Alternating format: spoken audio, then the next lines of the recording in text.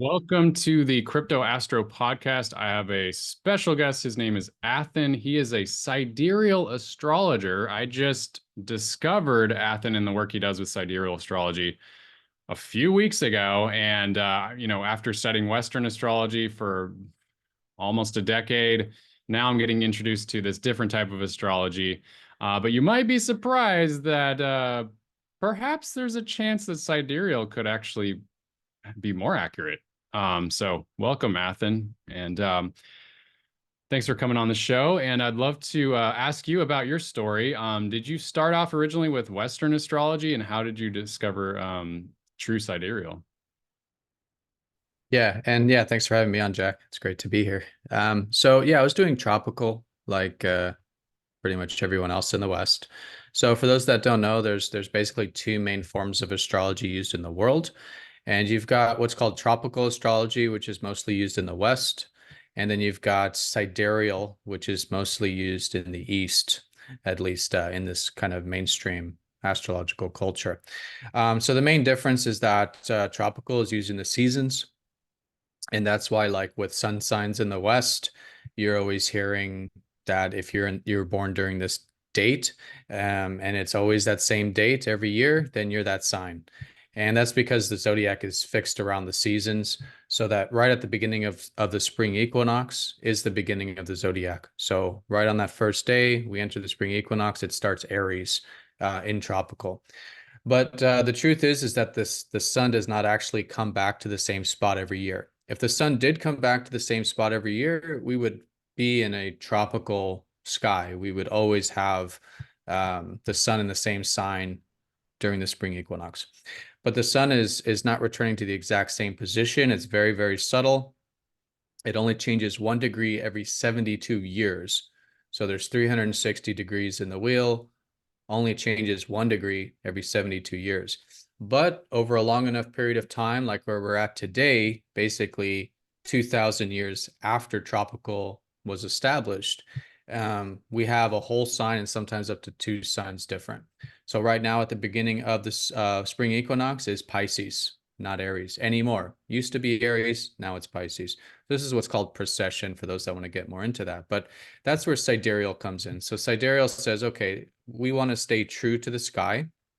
We want to see exactly where the sun is at this time. Okay, so the Hindu astrologers are the main users of sidereal, and that's why I said the East.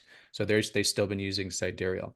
Now, both systems, though, tropical and sidereal, use an even 30 degrees for the zodiac signs. So 30 degrees Aries, 30 degrees Taurus, and so forth. But the truth is that they're different sizes. And so that's where true sidereal comes in, which is looking at the actual size of the constellations as our ancestors intended them to be when they were, initially created pre-Babylonian time periods and likely much further back than that. So like everyone else, I was using tropical in the West because, I always knew about sidereal. I mean, if you're into astrology, most of you are aware of the fact that there's sidereal, but it didn't really hit me until like one day I was wanting to see what the full moon looked like using one of these modern apps. You just hold those planetarium apps, and so I was like, all right, let me go check out this moon in Gemini, I think it was, and just not really thinking about it. And so I go up and hold my phone up, and sure enough, it's a moon in Taurus. And when I actually saw it visually, it really hit me, and thanks to technology now we have these softwares we can go and actually look at the placements. But from that day forward, I've been slowly incorporating more and more. I started with regular sidereal, then of course, like I said, that doesn't match the actual constellations either because of the different sizes, and then slowly morphed into true sidereal. And so here I am today using what I believe is as close as you can get to the visual sky.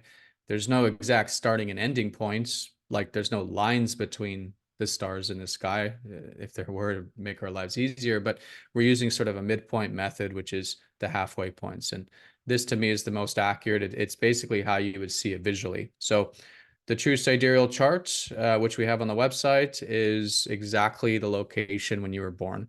And you can type in your birth details. I do recommend everyone do that, see exactly where the planets were.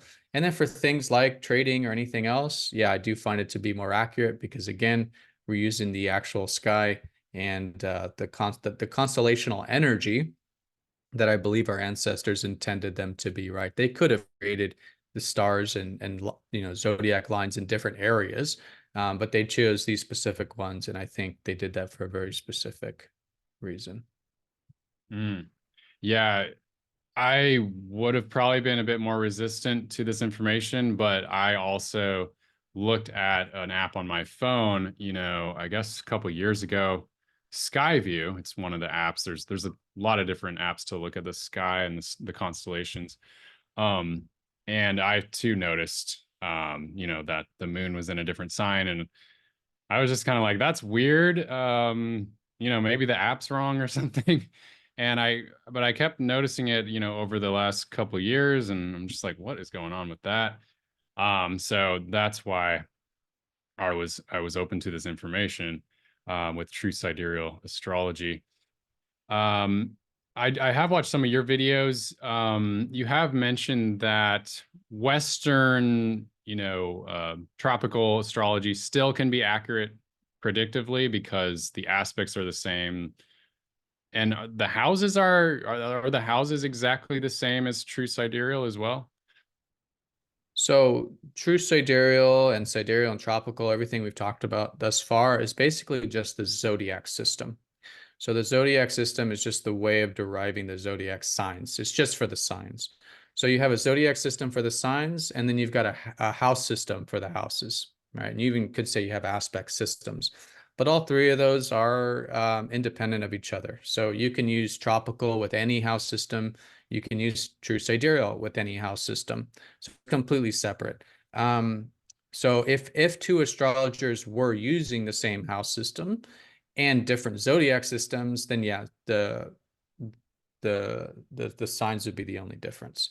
But in this is kind of where things are a little bit where I use a different system than the mainstream too, where for those that know tropical, Placidus or some sort of quadrant system is usually the most used. Whereas with true sidereal, I prefer to use equal. So there's plenty Oh, of really? Western tropical astrologers that use equal, but that's a big part where I deviate too.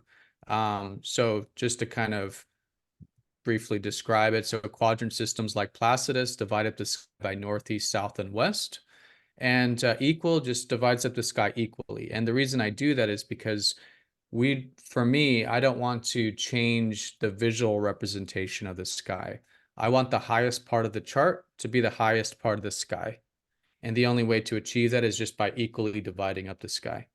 Once you start dividing by northeast, south, and west, you start getting a skewed houses. Some houses are larger, some houses are smaller. And that's because true north or true south isn't always in that same higher part of the sky. It's called the midheaven, and it sort of oscillates above the sky like this, the true north location. So that's why I use equal, because I want the chart to stay as true to the sky as possible, exactly how we would see it visually. I also use topocentric, which is the surface of the earth, instead of the center of the earth, which is geocentric. So geocentric is something that tropicalists use almost exclusively, and I also use topo. Now that only changes the moon for the most part and the nodes, anything associated with the moon because it's so close to Earth. But other than that, yeah, when we're talking about true sidereal or sidereal tropical, we're really just talking about the signs or the zodiac system. Okay. Because I'm looking at my astrology software, Astro Gold. From what I've understand, it may not be able to do true sidereal because it just has tropical, Fagan, Allen, Lahiri, Deluce, Raman, Usha Shashi, Krishnamurti, Dwal, Cool, Draconic, SVP 0. Yeah. So all of those are even 30-degree sidereal systems or mainstream sidereal. To get true sidereal, you need to change the size of the constellations. And there's only one software, really a couple softwares that could do this. It's one of the ones I use, which is called Prometheus, which is also on the website. Yeah, this new one, it's called Astro App. That's a browser-based one. I haven't personally used it. I can't recommend it, but I do know that they have actually my system, Chimenti, they call it, on there as well. But the Solar Fire does have a constellational overlay. So it's not going to be in the ionomses that you're looking at. It's going to be as something that you can overlay on top of an existing chart that's going to show the constellations. Which brings me to another point about true sidereal, which is that most true sidereal, or what they call astronomical astrology systems, are using the IAU boundaries. So the IAU is an astronomical union, the International Astronomical Union. So it was created by astronomers, not astrologers. And what they've done is they've created these sort of boundaries for all the constellations, not just the zodiac signs. And for those that have seen a planetarium software, it's those boxes that you see around each of the constellations. But when they created this, they weren't obviously thinking about astrology, and astrology is different because with astrology, we're using the actual ecliptic or the path of the planets. That's almost exclusively what we're concerned with because we want to see exactly what constellation those planets are in. So we need to reference the ecliptic, right? The path of the planets in order to determine where the boundaries are. The IAU, honestly, I have no idea how they came up with these boxes, like why they gave them the sizes that they gave them, but it almost seems like they just kind of went willy-nilly drawing boxes around these constellations. And of course, not referencing the ecliptic, now you've got totally different boundaries than the one I used, the midpoints. So midpoints is, all right, here's the ecliptic. Let's take the halfway point from the ecliptic's perspective, right? Which is the visual representation of the planet. Perfect. It's exactly how we see it. With these boxes and not referencing the ecliptic, you've got some signs that are going into the ecliptic into other signs because it's angled or whatever. And so those boundaries are quite inaccurate if you were to check using a planetarium software and again, referencing planets. So unfortunately, software like Solar Fire, they do have these constellations, but anytime you're seeing constellations now, you're pretty much, and if it's involving a boundary, it's pretty much exclusively using the IAU boundaries, which are also, again, not as accurate. So yeah, unfortunately, there's only like two softwares that can use the True Sidereal, or of course, Planetarium. I mean, there's really nothing wrong with, just typing in a date in the past or a date in the future in a Planetarium app or software and seeing exactly where the planets are that way. That works too. But if you do want it in an astrological chart, yeah, there's really only the two options, Prometheus and then Astro app. Hmm. Okay, I want to talk about the importance of open-mindedness versus, I guess you could say, closed-mindedness. So people can either, be open-minded to this new information. I think it's probably going to be new for a lot of people, or just reject it, and that's okay too. And then this information is not for those people. But yeah, for me, I always want to remain as open-minded as I can because, yeah, there's a lot of information out there, and we're learning new things every day about, in my opinion, human history is changing, and then in this case, what we understand about astrology. So, have you helped a lot of people kind of go through that process of, going from, I guess, more tropical to learn to sidereal, true sidereal? And what is I that take a process more like? Yeah, I take a more kind of laissez-faire attitude. Like, I still believe that all systems are accurate for their intended purpose. So I still think tropical has its uses. Again, with tropical, it's a seasonal system. So you're looking at the person or the situation if you're doing, these kind of mundane things like with trading and stuff. But it's called mundane astrology, not that it's mundane. But you look at it, you can look at the person or that event from that angle of the tropical lens. And when you're doing that, you're viewing it through the seasonal lens, if you will, right? And this is that more physical lens is the way I describe it. I mean, if you think about what the seasons are, it's like we're kind of fixed in this like consistent reoccurring patterns, what the Hindus might call the kind of karmic patterns of the earth. And so that's what I think tropical is showing. And it does it really accurate of showing the more physical parts of the self, especially with the sun, because it's directly related to the seasons. The ascendant's another one, which really shows more the physical self compared to sidereal, which it doesn't show the physical self. So there's a lot of advantages that tropical has. But yeah, so for those that are like, you know what, tropical's been used forever, why would I change it? It's working, sidereal, whatever. I don't want to use it. Fine. You know, a big deal. It's like if it's something that resonates with you, use it. But for those that are, you know, again, curious and like you said, open-minded, yeah, I highly recommend exploring it and just seeing if it resonates. Now, if you do go into this thing with cognitive dissonance, with it, which is a very common symptom of shifting a chart almost completely, where you know you're so used to your tropical chart and those signs, then all of a sudden you're in many cases like 80-90% of your signs are different. Um, then yeah, this is where again I think it's important to look at it as you're only looking at that part of the self. Okay, so there's the tropical lens, and then what I believe true sidereal is the most fundamental lens. So I do advocate for that. I do believe that the true sidereal chart is the original chart, and then you're just creating derivatives from there. Yes, I believe tropical is a derivative of the original sky. Um, I believe mainstream sidereal is a derivative of the original sky. It doesn't mean it's less accurate. It just means that, again, the true sky, I believe, is the fundamental. And then from there, you can create charts of charts, which I do, which we all do as astrologers, like the progress chart is a chart of a chart. You create charts of charts of these derivative charts in order to look at it from that lens. So if the true sidereal resonates, that's the fundamental self, I believe. And then from there, you look at the tropical self, you can look at the mainstream self, or like you listed all those ionamses, which is slightly different signs. Each of those is going to shift the zodiac a little bit. Those are different perspectives too. So just like with any other medium, you can use multiple different ways of analyzing something. And I think the more different ways is in a way better, so long as, you know, you kind of maintain the context of what you're talking about. And here, I think the context is kind of true self, true sky, real sky, like fundamental self, maybe spiritual self. And then you've got things like tropical, which is like more physical self or seasonal self, you know, from there. Mm.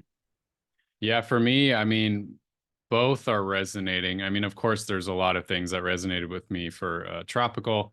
Then I recently discovered this true sidereal. And so basically, my sun sign is switched from an Aquarius to a Capricorn.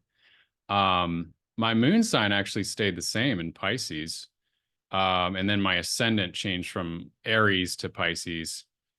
And then, of course, a lot of the other planets. Mars went from Taurus to Aries. So I'm like, whoa, I have Mars and Aries. That's crazy. So that was yeah, interesting. Yeah, I mean, for each one of those, there's things that resonates, things that make sense. Um, but then, so I'm looking at some other people in my life, and it's resonating pretty well for my wife as well, like her different signs. She's going from, she switches from a Capricorn sun to a Sagittarius. But like I said, there's things that resonate with both. You know, and I like the explanation that tropical maybe is more physically how we are. Um, and then true sidereal. So far, it feels a little bit more mental, I guess you could say, more spiritual, perhaps. Um, and the only thing is I looked up my dad and he changed from he's a pretty typical Aries, like he's an Aries sun in tropical. You know, he has all the qualities of Aries. But then in true sidereal, he switches to a Pisces, but he's right on the cusp. And I watched some of your videos and you said it can almost go either way. But that's one thing I'm trying to wrap my mind around. I was like, I can't really see my dad as a Pisces, because he's like competitive, like super hardworking lawyer. You know, he can be very, very feisty, things like that. Um, I guess what would you say in that scenario? Like just go with what resonates, or what do you say? What do you Well, say when the sun is right on the cusp? It can go either way or something like that. well, no, it's a blend of both. Um, So you got to see what you got to kind of think of it like, okay, literally, if you looked at the sun, which you wouldn't visually, but when he was born, it was literally right in between Pisces and Aries. So that's symbolic for being a blend of both. Okay. But here's something that these man-made systems like tropical or even mainstream sidereal don't really utilize, and I think it's a very important concept, which is that the zodiac wheel is the life cycle. Okay. So it starts with Aries, it ends with Pisces. And it's the cycle of life that we all experience, that we all know, that we all see with the seasons, even, right? And that's why you can overlay it on the seasons and it works. Um, Aries is like the beginning. It's when you first become aware of your identity. And it's, if you look at it as like the birth of a child, Aries is like straight out of the womb. Pisces is the womb. Pisces is the ethers, it's the spiritual, it's like in the womb. And then right coming into Aries, it's out of the womb. First has to become aware of its identity. This is, I'm separate from mother. I have needs, right? Very basic, especially at the very beginning of Aries. Then as we go through Aries, it evolves. It gets more stronger into needs, more independence, more assertiveness, which then leads into Taurus, which is very self-reliant, then more grounded with that sense of self, and so forth. And then you just evolve like a spectrum, or yeah, like a sort of evolution through life. So when you're dealing with cusp energy, what you're dealing with is you're dealing with not like either sign. Never are you really dealing with either sign. What's happening is the more you get into the middle of Aries. So Aries would be peak Aries in true sidereal. Pisces would be peak Pisces in true sidereal. So if you're dealing with someone, say, that's on the cusp, you are really dealing with someone who's a blend of both.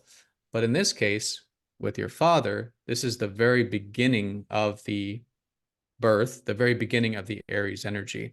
So you're going to see that sense of initiative. You're going to see that sense of I'm separate. You're going to see all those kinds of early Aries qualities.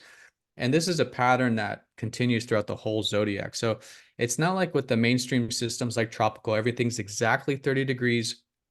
And the second that you're within that 1 second, what's, in degrees, it's the second, that one of the lowest ways of measuring it, get in that second of the next sign, and you're that sign. And it's like, you start to describe the qualities that way. But the truth is especially with the sky, everything's barometric. Everything is slowly moving and evolving from one energy or one sign to the next. And it's a very subtle process, and it's a process where even if you're well set in, let's say, Aries, but you're at the end of Aries, closer to Taurus, you're already starting to exhibit Taurus qualities. Even though it's not in Taurus, you're already evolving the second half of Aries, which is more of those Taurus qualities. So we want to see the zodiac as more barometric, more like a spectrum, more of the, or as that evolution of life, that we're going from one to the next, not just that, if you're closer to this, then you're that sign, and just reading it that way. Because again, like just like you just said with your father, which is a very good example,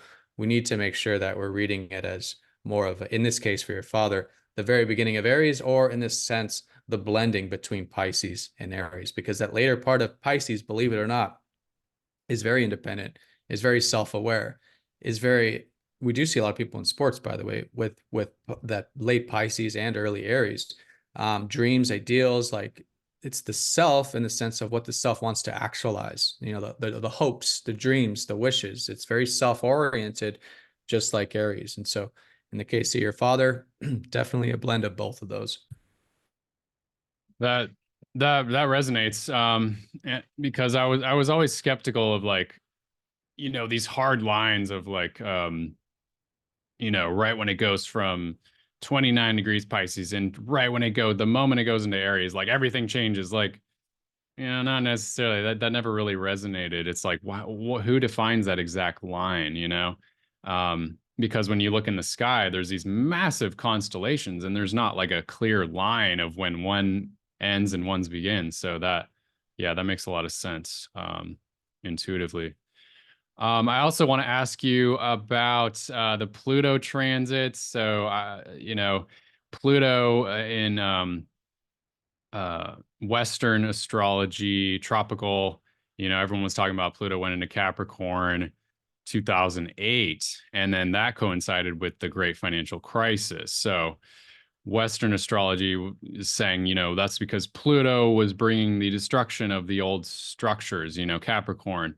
Um, but in true sidereal, it talks about how Pluto was going into Sagittarius, right? From Scorpio to Sagittarius. So could you give me the dates of when Pluto was ingressing into Sagittarius?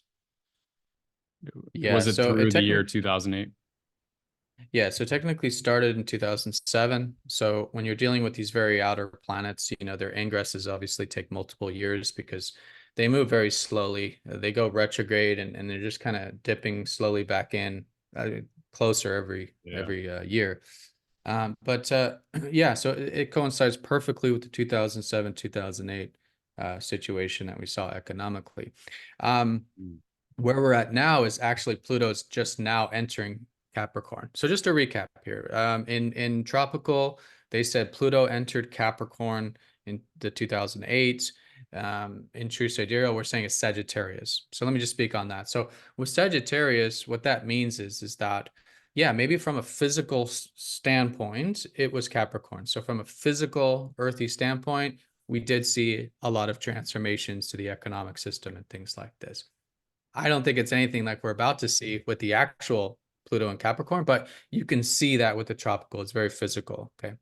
Um, Mm. Sagittarius, however, with true sidereal, as a lot of you know about Sagittarius, it deals with perspective. It's the sign of our beliefs, our philosophies of life, our perspectives.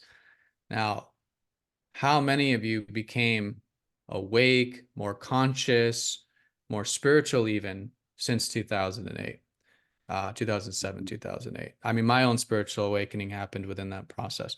So, and not just yourself, but look at the world. I mean, think of how much people have changed their perspective over the past, what is it now, almost 20 years. And this kind of perspective, significant changes, right? So now Pluto's leaving Sagittarius, and so we're wrapping. I mean, we're pretty much now this year finishing this up. This is all getting wrapped up now in terms of these major perspective shifts that have happened collectively. And now we're going into the actual Capricorn. So for the true sidereal comparison, I want to say that, we've a lot of you have maybe heard that this is also the United States' Pluto return, which means that in the United States' chart, Pluto is at the beginning of Aquarius, but in the true sidereal, the actual sky, Pluto's at the beginning of Capricorn. So in tropical, they're saying Pluto's entering Aquarius. In true sidereal, we're saying that Pluto's entering Capricorn. But if you look at what was going on in the world, with every time Pluto has entered into Capricorn in true sidereal or Aquarius in tropical, we've seen major, major transformations to the systems and structures of society. So it's about every 250 years. So the last one was obviously the birth of the United States. This is the late 1700s. Yes, the United States was one thing, but look at the world. That period, the late 1700s, was when even just the Western world, let's say, went through major transformations with its governments and its economic systems, basically every bedrock of society. Most notably from monarch to republic and democratic forms of governance. French revolutions, all of Europe went through from transformation from monarch to some sort of more free-based system. And this gets tracked every 250 years. So that, early to mid 1500s again, and so forth. And I do recommend anyone into this keep tracking, and you'll see the major transformations and changes. We also went from a more mercantilism of government to more of kind of a laissez-faire capitalism form as well. So there's been a lot of like major changes, both economically. So you could say it's Aquarius. So tropical would say that, hey, this is more of an Aquarius kind of a thing. But no, I mean, for me, it's the government is Capricorn. I mean, these are the bedrocks, the foundations of society. The economic system is earth, not air.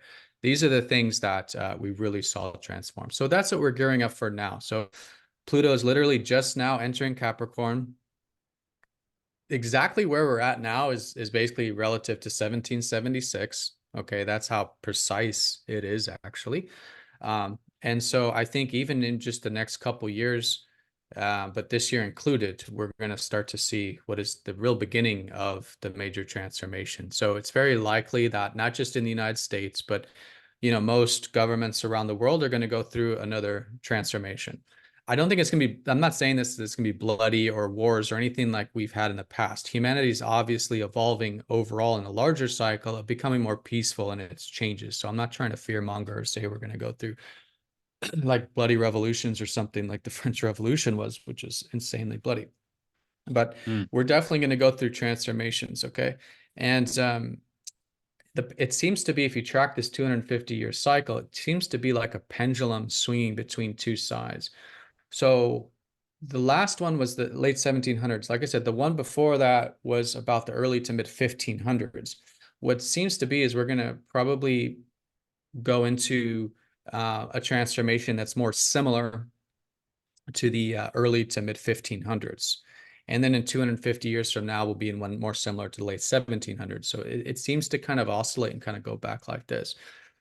So what I'm expecting is probably transformations that will take us into a more centralized forms of governance. I really hope not. I mean, I'm a big believer of freedom across the board, and I do hope that these transformations do lead to like a further development of freedom for humanity, like we saw in the Age of Enlightenment that really this late 1700s gave us. And by the way, the Age of Enlightenment was that Sagittarius leading up to it, by the way.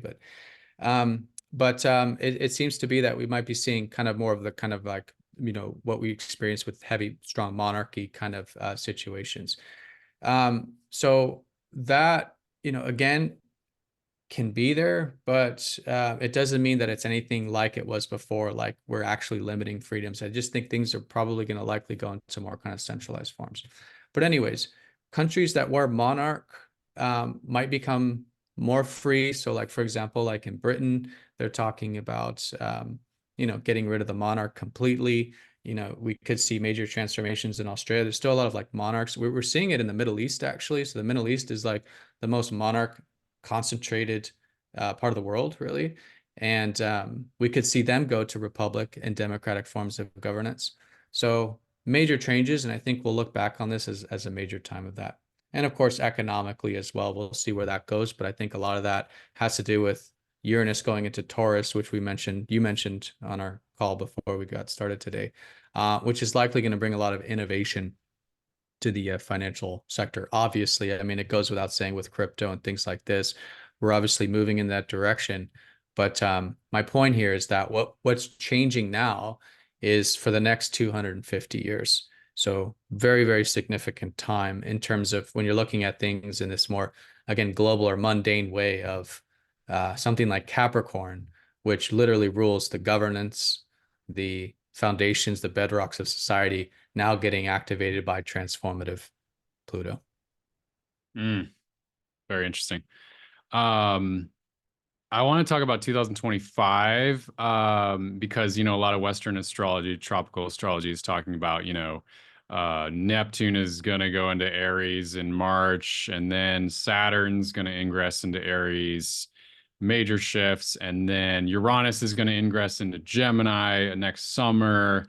And so it's like there's all these like major changes are going to happen, but then when you look at true sidereal, it might be a totally different case because looks like Uranus is already in Taurus and true sidereal.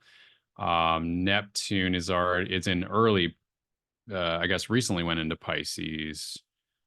Could you tell us a little bit about the astrology next year? Are there any major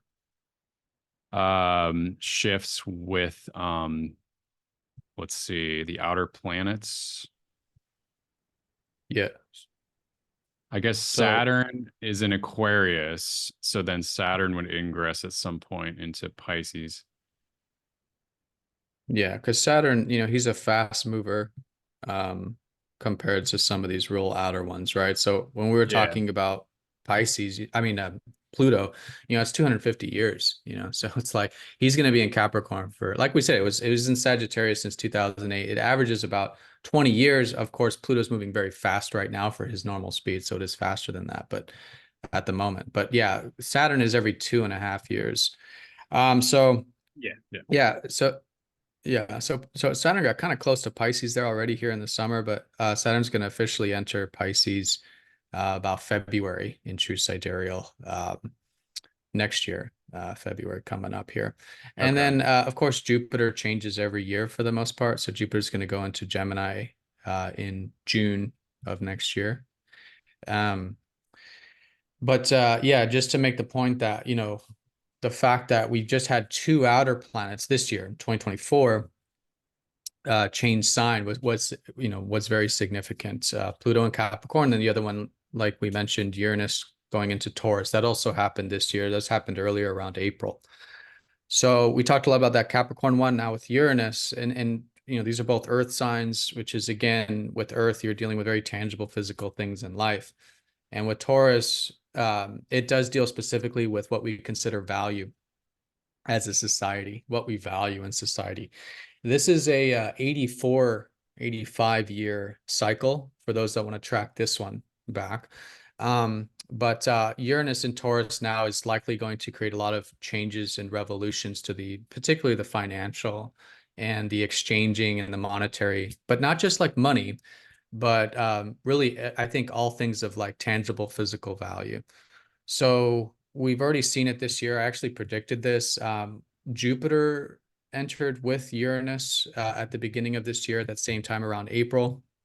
Now, Oh, is that Jupiter, that's around the time they ingress, right? During that conjunction? yeah. Oh my So in true gosh. sidereal, they were ingressing when they conjoined. Yeah, exactly.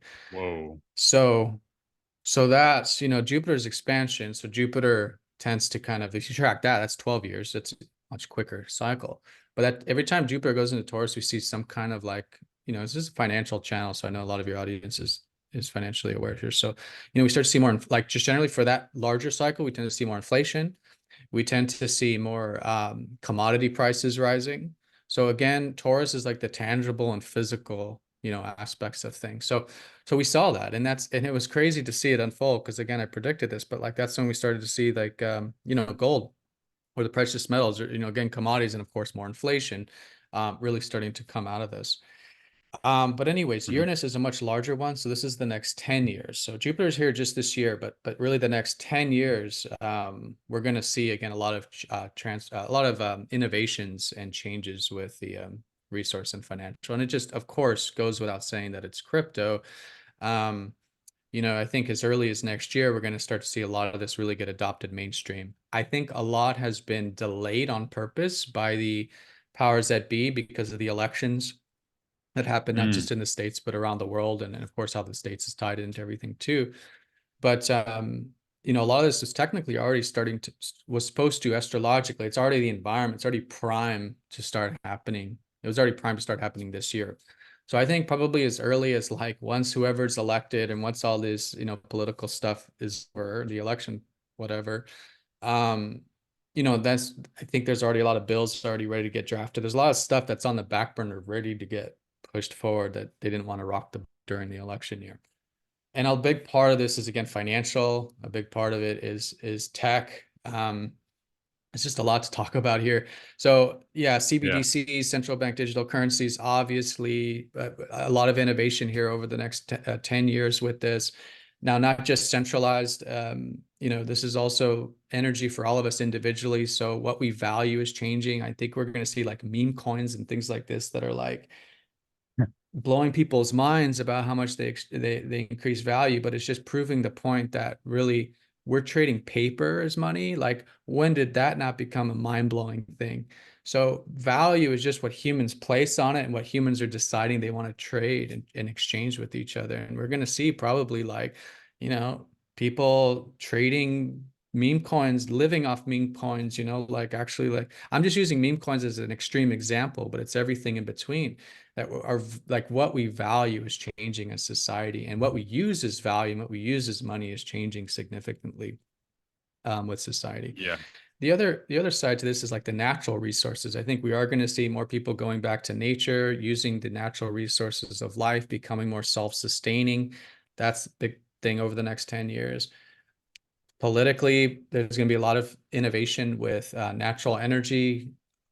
We've obviously all over the years seen it, but nothing like we're going to see. I think the next 10 years with like bills and agendas around environmentalism and sustainable energy or eco stuff, whatever, really going to start to get innovated a lot over the next 10 years. And yeah, and then just a sense of like individuals becoming more self-sustaining in general, which is something that I do like to see from the astrological standpoint based on where we're at now, which is less reliance on governments and on things like this, and the individuals becoming, again, more self-reliant and maybe more community-based too, which would be great because Uranus deals with community as well.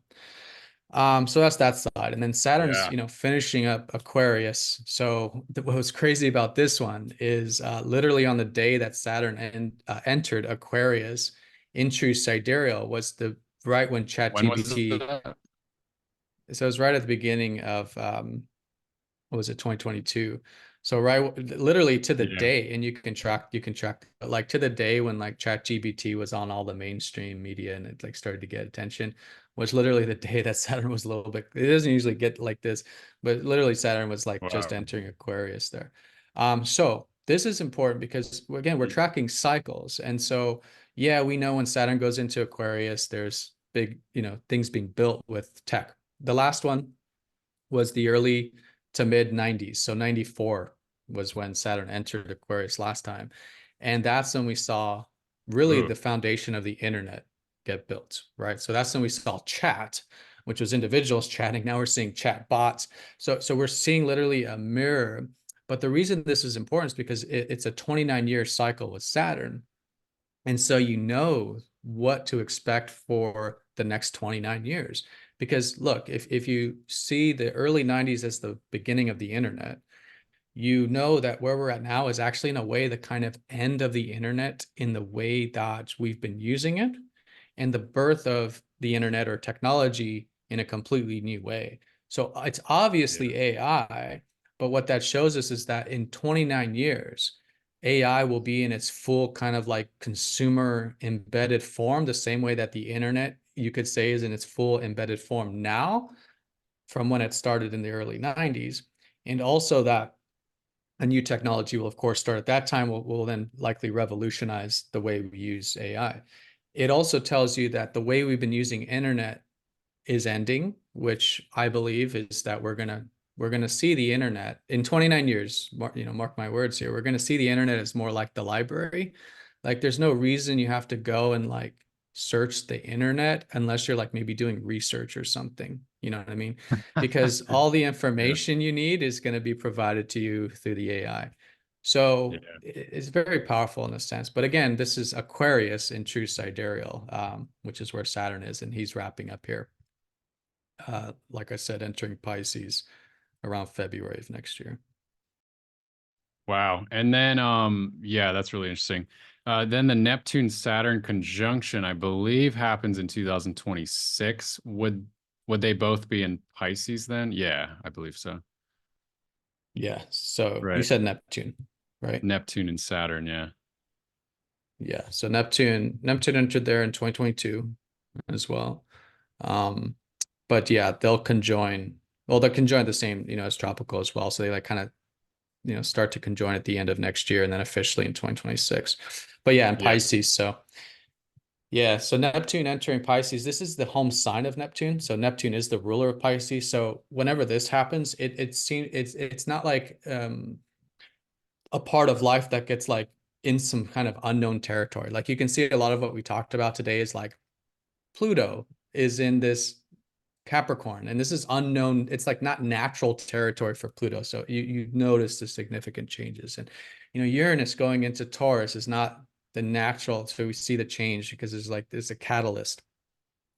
But Neptune's in the home sign of Pisces. So it's not like it's like adding to spiritual energy or anything like this. It just means that in order to follow one's dreams and one's ideals, or society's dreams and ideals, it is going to require even more trust, faith, and a sort of circumnavigation of life in order to follow your soul and do what's soul fulfilling. So for society, I'll draw it because I'm from the States, so I just draw a lot from the States. But like the last time this happened, Neptune and Pisces, was the Civil War. So I'm not saying that we're necessarily going to have this bloody Civil War. I just want to make that clear. But that was the time, and that was the time where, you know, there was a lot of uncertainty, a lot of confusion, and we're talking the everyday, you know, people here, and direction being unknown for the country, and you know, also the sense of idealism being extremely strong, right? On both sides, right? Strong sense of idealism. And so that's what we're going to see, you know, have been already seeing the past 2 years, a strong, strong sense of idealism. And we're going to continue to see Yeah. this. And then now, you know, Saturn coming in is going to help really ground it and structure it. So in our own lives, it's excellent time for building foundations in our life that are more soul aligned, all right, more spiritually meaningful, more peace in our life, better for mental health, spiritual health. That's great from a personal development standpoint. On a collective standpoint, it does muddy things, right? Because Saturn is the structure. Saturn is the Capricorn energy, the planet of governance and systems. So when he goes into Pisces, again, every 29 years, it's not super significant, but when he does, it really makes things murky in the context of where things are heading, you know, politically, or governments, and, you know, things like this. And we also want to make sure we keep things under control, hopefully, with our governments, that they don't become too idealistic as well. Okay, we've seen that. Hopefully, I don't think we have, but I hope we've Yeah, we're learned seeing some that. lessons there, you know. So things like this, but you know, using the Pisces energy to build society in a way that's more soul aligned, you know, let's say. Yeah. All right, it looks like we're at about time. But thanks so much, Athen. Learned a lot today, and I think my viewers are really going to appreciate this. Yeah, I think we'll probably have to do another one of these at some point because yeah, we got a lot more questions. So thanks a lot. Yeah, thank you so much, Jack. It's great to be on.